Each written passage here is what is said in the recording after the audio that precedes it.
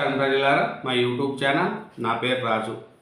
YCP ప్రభుత్వంలో ఈ కల్తీ నెయ్యి వ్యవహారం చూసుకుంటా పోతే టీటీడీలో కల్తీ నెయ్యి వ్యవహారం ఒక పూర్తి దర్యాప్తు జరిగిందండి.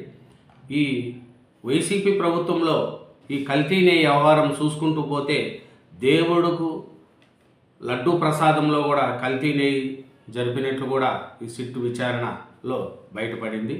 దీంట్లో పామాయిల్ కెమికల్ కలిపిన ద్రవం ఒకటి మిక్స్ చేసినారనే విషయం కూడా సిట్లో విచారణ తెలియంది. ఈ లడ్డు ప్రసాదంలో కల్తీ నెయ్యి కేసులో సిట్టు స్పష్టీకరణ చేసింది. ఏమిటంటే దీంట్లో తుది ఛార్జ్ షీటు కూడా దాఖలు చేశారు. 12 మంది టీటీడీ ఉద్యోగులతో సహా 36 మందిపై అభియోగాలు కూడా చేశారు. బోలేబాబా డైరీ కేంద్రంగా కల్తీ దందా జరిగిందని, ఆ డైరీకి అసలు ఆవులే లేవని, బయటి నుంచి పాలు కూడా కొనలేదనేది కూడా తెలిసింది. అప్పట్లో ప్రభుత్వంలో ఉన్న పెద్దలు, టీటీడీ పెద్దలు, సరఫరాదారులు కుమ్మక్కయ్యి 2019-2024 మధ్య 60.10 లక్షల కిలోల నెయ్యి సరఫరా చేశారు. కల్తీ అని తెలిసి అనుమతించారు అధికారులు. టీటీడీకి 250 కోట్ల నష్టం కూడా వచ్చింది. కల్తీ నెయ్యి కేసులో దర్యాప్తు అనేది ముగిసింది.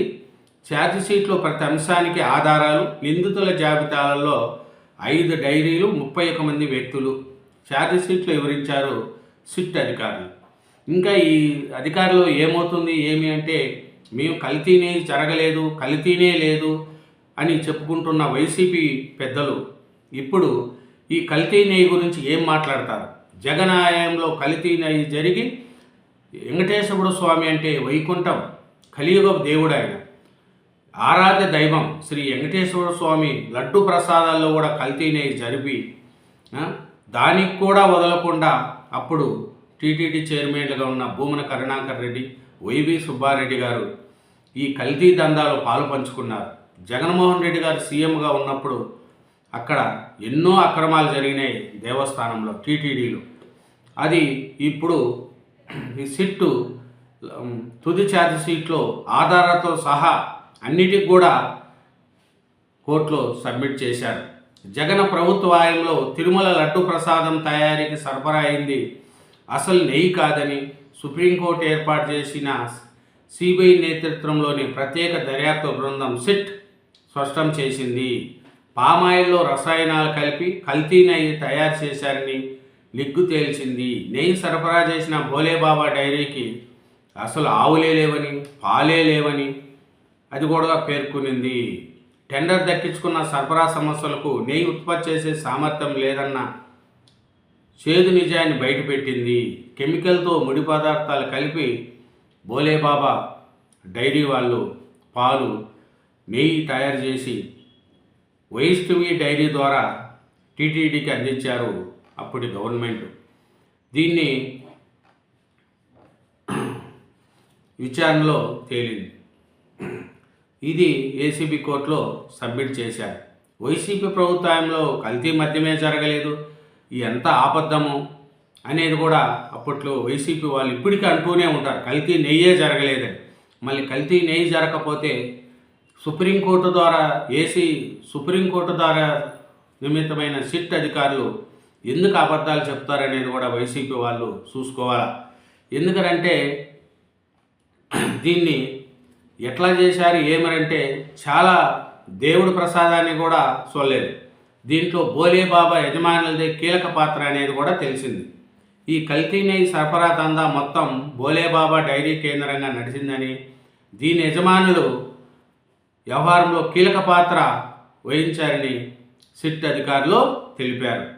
ఇంకా చూసుకుంటా పోతే ఈ సిట్లో 15 నెలలు 12 రాష్ట్రాల్లో దర్యాప్తు చేశారు. సిట్టు 15 నెలల పాటు దర్యాప్తు సాగించింది. అందులో భాగంగా ఏపీ, తెలంగాణ, తమిళనాడు, కర్ణాటక, మహారాష్ట్ర, గుజరాత్, ఢిల్లీ, ఉత్తరాఖండ్, ఉత్తరప్రదేశ్, రాజస్థాన్, హర్యానా తదితర 12 రాష్ట్రాల్లో పర్యటించి ఈ సిట్ అధికారులు దర్యాప్తు చేశారు. ఏమనంటే ఈ దేవుని నెయ్యిలో కూడా కల్తీ వ్యవహారంలో వైసీపీ పెద్దలు పాత్ర ఉందనేది కూడా తెలిసింది. దీనికి ఏమిరంటే 2024లో కూటమి ప్రభుత్వం ఏర్పడిన తొలి నెలల్లో తిరుమలేశుడి లడ్డు ప్రసాదంలో నాణ్యత లోపించిందని వరుస ఫిర్యాదులు రావడం, అదే సమయంలో లడ్డు తయారీకి సరఫరా అవుతున్న నెయ్యిలో జంతు కొవ్వు అవశేషాలు కలిసినట్లు మైసూరులోని ల్యాబ్ నివేదిక ఇవ్వడంలో ఈ విషయాన్ని సీఎం చంద్రబాబు బయటపెట్టిన సంగతి తెలిసింది. దీన్ని నిగ్గు తేల్చేందుకు గుంటూరు రేంజ్ త్రిపాఠి, విశాఖ రేంజ్ గోపినాథ్ జెట్టి తదితర పోలీసు అధికారులతో ప్రత్యేక దర్యాప్తు బృందాన్ని సిట్ ఏర్పాటు చేశారు. వైసీపీ నేతలు దీన్ని రాజకీయ కుట్రంగా పేర్కొన్నారు. టీటీడీ మాజీ చైర్మన్ వైవి సుబ్బారెడ్డి ఏకంగా సుప్రీంకోర్టును కూడా ఆశ్రమించారు. దీనిపై దర్యాప్తు అదే ఏడాది అక్టోబర్లో సిబిఐ జాయింట్ డైరెక్టర్ వీరేష్ ప్రభు నేతృత్వంలో సిబిఐ వాళ్ళు ఈ దర్యాప్తును స్టార్ట్ చేశారు. దీంట్లో అప్పట్లో ఉన్న వైవి సుబ్బారెడ్డి గారు, భూమన కరుణాకర్ రెడ్డి గారు, అప్పుడు ఆయన వైసీపీలో ఉన్న బోర్డులో కూడా కొంతమందికి ఈ కల్తీ నెయ్యి వ్యవహారంలో ఉన్నాయని కూడా తెలిసింది. ఎందుకంటే వైసీపీ ప్రభుత్వం వాళ్ళు ఎలా ఉంటారంటే దేన్ని కూడా వదలరు. దేవుని సొమ్ము అయినా తినేస్తారు, దేవునికైనా నామాలు పెడతారు. 10 మంది కొలుసుకుంటే వెంకటేశ్వర స్వామి లడ్డు ప్రసాదంలో కూడా నెయ్యిలో కూడా కల్తీ చేసుకున్నారంటే ఇంత దుర్మార్గులు ఎవరైనా ఉంటారా అనేది కూడా మనకు తెలుస్తుంది. దేవుని ప్రసాదాన్ని కూడా వదలలేదు వాళ్ళు. కాబట్టి దేవుని ప్రసాదం మీద కూడా వీళ్ళు చేసే ఈ మాయ చూస్తే ప్రజల్లో అందుకే వాళ్ళకు ఇసుకు వచ్చింది. అరాచక పాలన నుంచి ప్రజలు వాళ్ళని పక్కన పెట్టి చంద్రబాబు నాయుడు లాంటి అనుభవం ఉన్న నాయకునికి పట్టం కట్టారు. ఎందుకంటే దేవస్థానం టీటీడీ అంటే అది ఒకరిది కాదు, ప్రపంచ దేశంలో ఉండే దేశాలన్నీ కూడా వెంకటేశ్వర స్వామి దగ్గరికి దర్శనానికి వస్తారు జనం.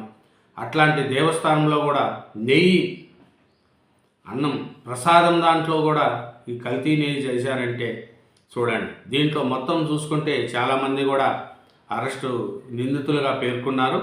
దీంట్లో ముందుగా చాలామందిని చూసుకుంటే మనము దీంట్లో మొత్తము 5 డైరీలు 31 మంది వ్యక్తులు ఈ ఛార్జ్ షీట్లో వాళ్ళందరినీ చేర్చారు. మళ్ళీ ఇంకా ఈ కల్తీ నెయ్యి మీద ఎవరు వచ్చినా సరే దేవుని ప్రసాదాలతో కానీ దేవునితో కానీ ఎవరు కూడా దాని జోలికి పోకుండా ఉండాలనేది ఆ ప్రజలందరూ, భక్తులందరూ, హిందువులందరూ కోరుకుంటున్నారు.